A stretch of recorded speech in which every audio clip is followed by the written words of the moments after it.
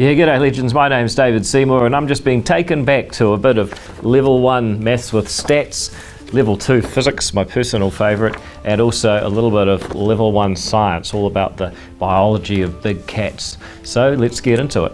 Alrighty, the distance d centimetres travelled by an object is given by d equals ut plus 3t squared. If u equals 3 and t equals 5, calculate the distance that the object has travelled. Well, 3 5s is 15, 5 squared is 25, so that's going to be 90 metres.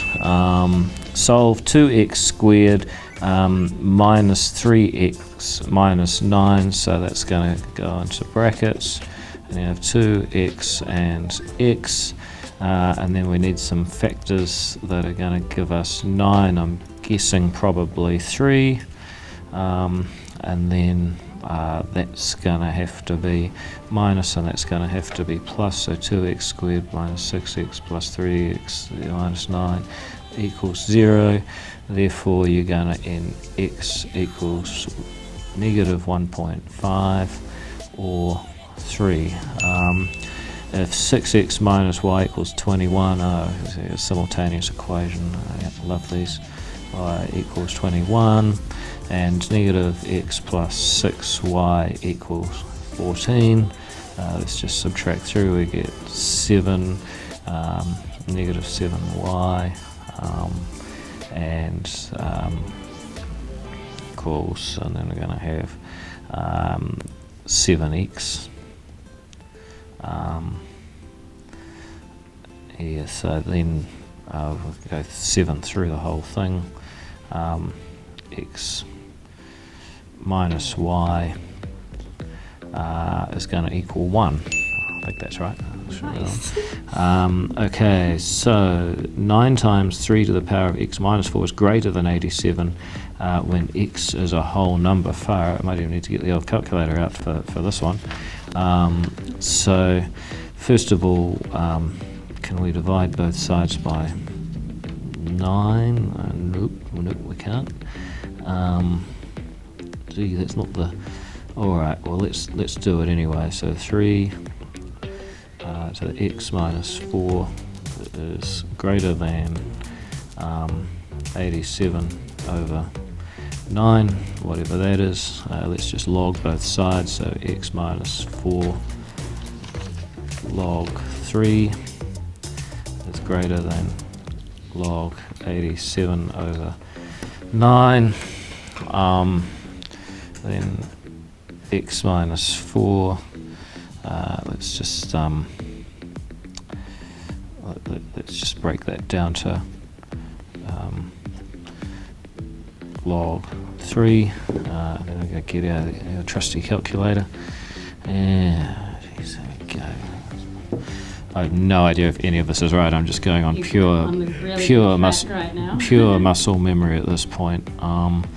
Okay, so 87 divided by 9 equals, okay, and then let's take a base 10 log of that, so it'll be 0.98527 say, and then log 3, let's take base 10 log of that, 0.47712, and then if we, I guess we've got to add that to the memory and then go 0.985277 divided by equals. Okay, so I'm pretty sure that if you got that absolutely right, that's supposed to be 2. So end up with x minus 4 is greater than 2, so x is greater than 6, I think is the answer. I think, but I'm not sure, I haven't done this for a while. You don't have to do all of the questions, by the way. I'm loving this. Oh my goodness, when Jane's doing so well. When Jane still doesn't quite get us there. Okay, I could do that one, but I'm going to give up. So. That's fine. All that right. was an excellent question. Oh, okay. Oh wait, there's more. Take some preparation, but you Yeah. got a good way there. Okay, h equals n minus 4 9 minus 4 squared, 4x squared, give the equation for x in terms of h. Equation for x, oh right, okay, so h minus 9, actually 9 minus h over 4 root of that equals x, I think. And then, okay, so x minus 4, x minus 1, I think, yep, over 5x, that's going to be x minus 4, take that out, x minus 1 over 5x, and then you got what, 12x plus 1 plus 2 plus 4x minus 2 plus 2x plus 3 plus 2 plus 4x minus 2, so let's go 12x, 4x, 16 plus 2x, 18 plus 4 is 22x, and you've got 1 plus 2 is 3, minus 2 is 1, plus 3 is 4, plus 2 is 6, minus 2 is 4, plus 4, I think that's right. Yeah, okay, so that's it. Now let's go back to that one, because the thing is, when it feels tough and you want to give up in an exam, you never give up, and it's always possible. So let's just go back to this excellence question, see if we can't come at it another way. Sometimes you just got to focus on where you're going instead of where you're at, and we're going to fix this one. Alright, so when James' number is cubed, the answer is m times k. Okay, so this is why, and I made a real simple mistake at the start of this, is why I know I got it right. So k cubed equals m k, okay. James' number is squared, k squared,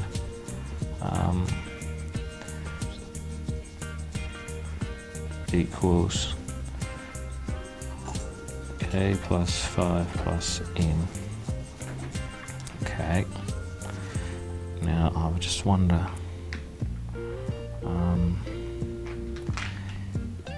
how we can possibly, so then with this we can just say, well, k squared equals m,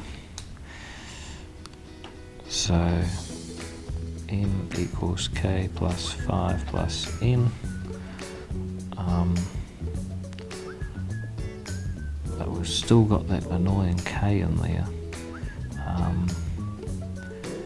but we know that k is also the square root of m, so then we can say that's the square root of m, so then we say n plus 5 plus root m equals n plus 5 plus root m, and it's expression for n in terms of m only. So then if we say root m equals n minus n plus 5, then that's going to give us no n's left, so we're kind of screwed there. Hang on. What am I doing wrong here? Hang on, I've mistranscribed something here. There's m equals root m plus 5 plus n. So then if we go n equals m minus root m minus 5, I think that's the answer. Is that right?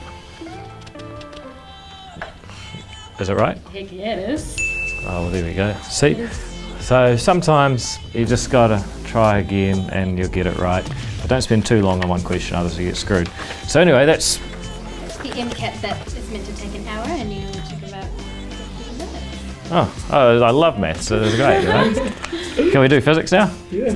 Love Yeah, physics. feel free. All right, awesome. Momentum. This is great stuff. Thanks for bringing science, guys. That's really cool of you. It's meant to be hard. I was really bad at English. Alrighty, so 65 and 50, 6 meters. What physical quantity is conserved during the above inelastic collision between Katie and Araha? Momentum. And we're assuming no friction. Combined velocity as they skate together after the collision, so you got to get the momentum first. So 65 kgs at 8.5 meters per second, so 5 times 8.5 is 5, 2, 0, 4, 6, 48, 52, 5, 2, 5, 5.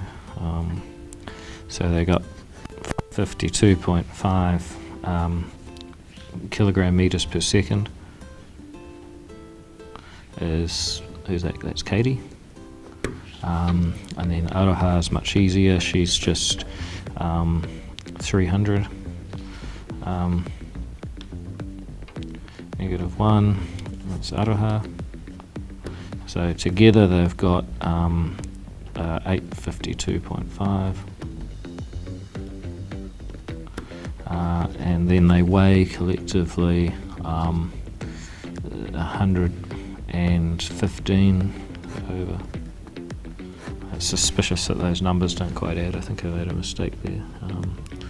5 for 25 for 632, 0, 85 for 40, 0, 48, 52.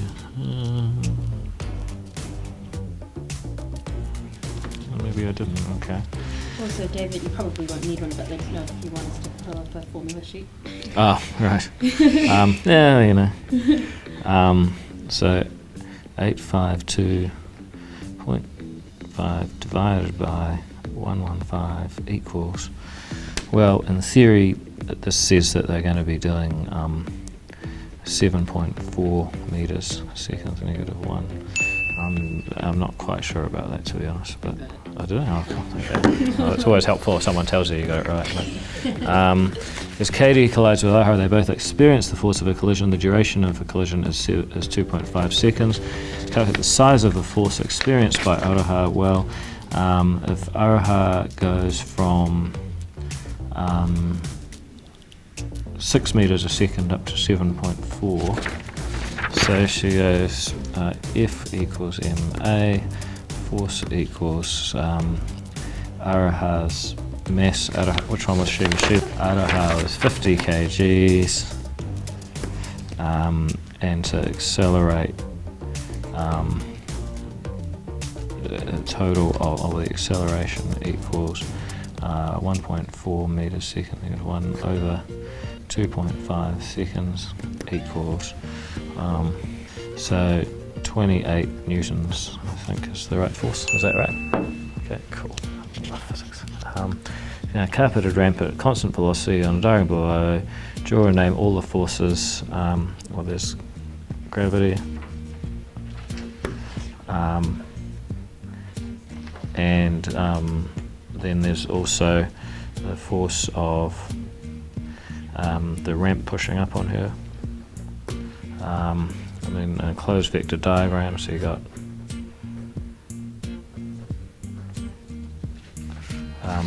force friction, force ramp, and force gravity. Okay, and then, oh, that's it. Yeah, we just had one question for that one. Oh, Oh, I see. that was good. All right, let's do biology. Amazing fun. I think it's that one under there. All right, okay. Thank you. Okay. One question. Oh, okay. Just one question. Some of this terminology I don't remember. Helden's mutation caused the coat colour. So it's a leopard. The cat's DNA includes genes that contain alleles for different characteristics. These characteristics are called phenotypes, and they are observable in the individual, and when they're observable in the individual, and when they are born, depending on how different genes and alleles manifest, they have different characteristics / phenotypes, such as a black coat. A black coat might occur because of a mutation on the gene containing the coat colour allele. Potentially something like that. I don't really know the difference between a gene and an allele, so I'm kind of screwed there. Because scars happen after they're born.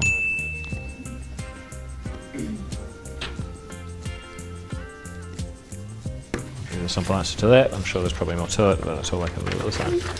Whew, that was fun. That was fun. Pretty much. I love maths. Yeah, so I don't know, I reckon kids don't really have much to complain about these days, to be honest. Just kidding. All I'd say to everyone sitting their exams, whether they're IB or NCEA or Cambridge at this time of year, good on you. And the little piece of advice I'd give you is that when it all seems too hard, all you got to do is hang tough. Don't worry about where you're up to, worry about where you're going. You can always make more progress.